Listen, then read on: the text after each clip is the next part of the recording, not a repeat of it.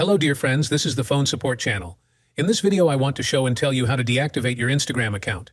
To do this, you go to your Instagram profile. Go into the app. Once you're in your profile, you click on the profile button.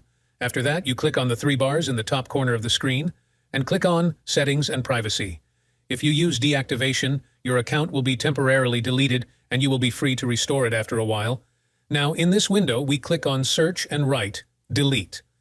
And here appears this item, Deactivation or Deletion. Click on it. Now you select the profile that you want to deactivate. To deactivate an account, I select that one. But if we want to delete, we choose the second one. But I click on the first one. We click Continue. Now you need to write your Instagram account password and click Continue.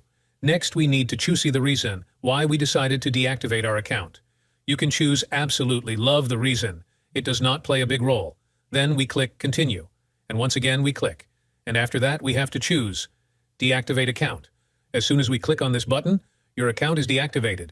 Your account will disappear from all your friends and subscribers. The method is relevant in 2024, and no one will be able to find and view it. This was the phone support channel.